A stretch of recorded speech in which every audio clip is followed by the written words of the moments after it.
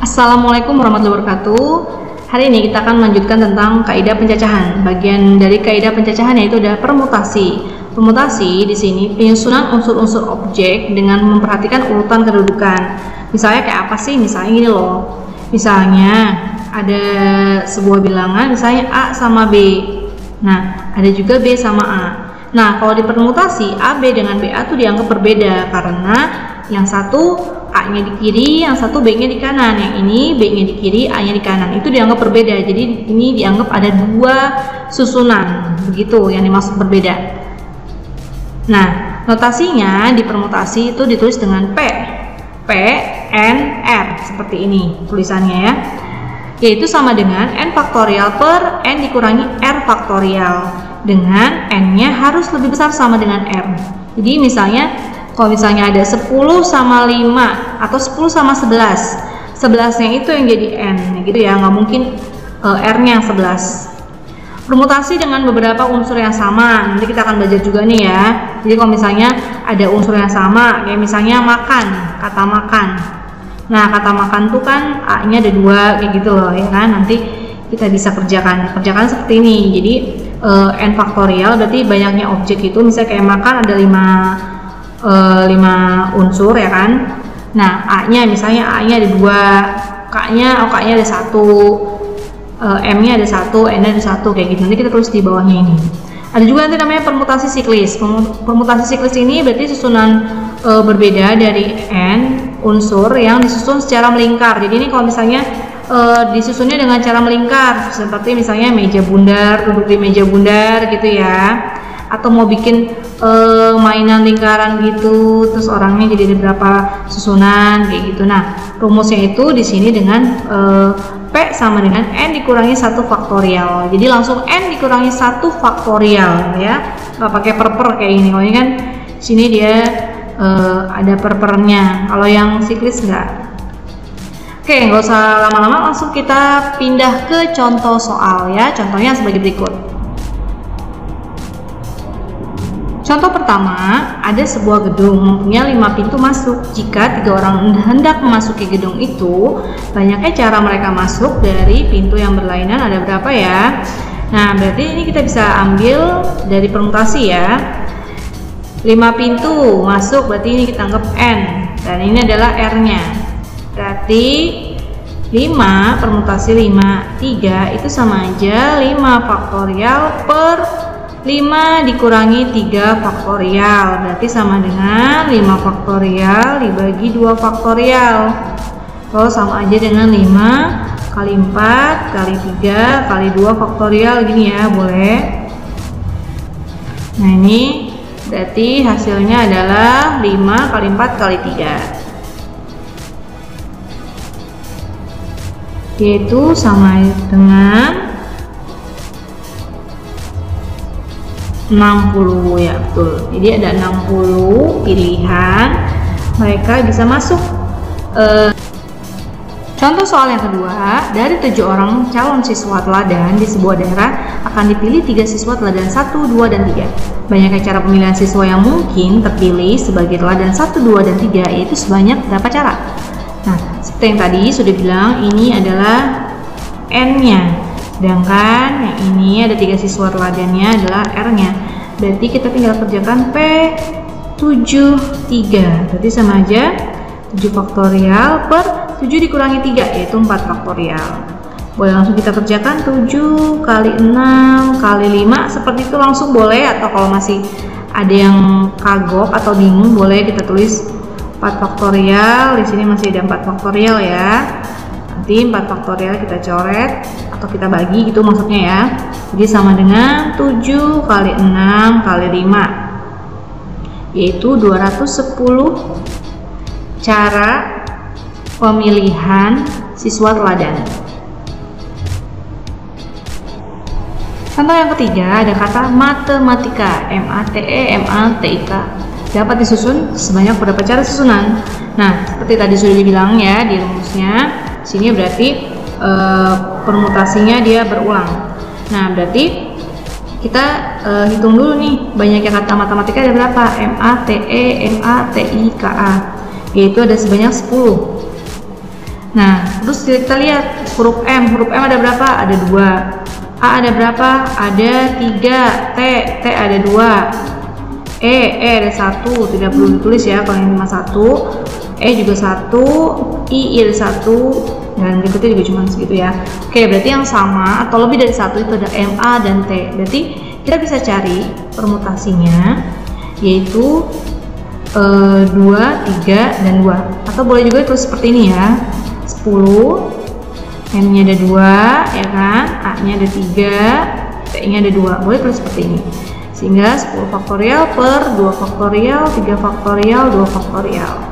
Nah, sama dengan berarti 10 kali 9 kali 8 kali 7 kali 6 kali 5 kali 4 kali 3 per 2 kali 1, ini 3 faktorial, ini 2 kali 1 ya, sehingga bisa kita sederhanakan. 3 nya ini bisa kita coret, 2 ini kita coret dengan 4 ya. Jadi sama aja dengan 10 kali 9 kali 8 kali 7 kali 6 kali 5, yaitu sebanyak 151.200 susunan.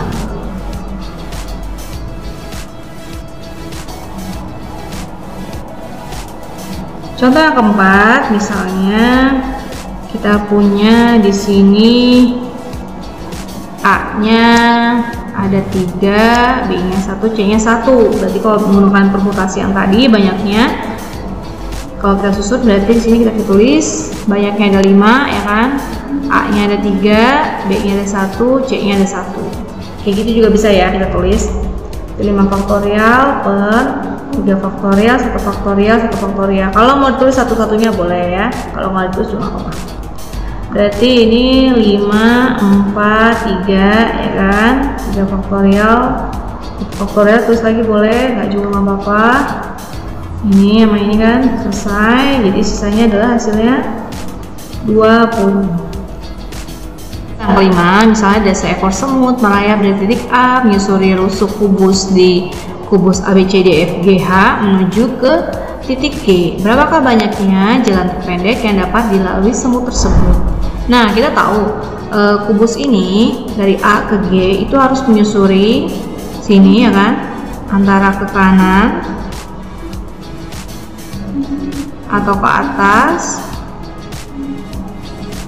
sama ke arah depan ya kan, atau dia harus melalui ke atas dulu boleh, kanan terus sama depan lagi, atau dia ke kanan, depan, dan ke atas gitu.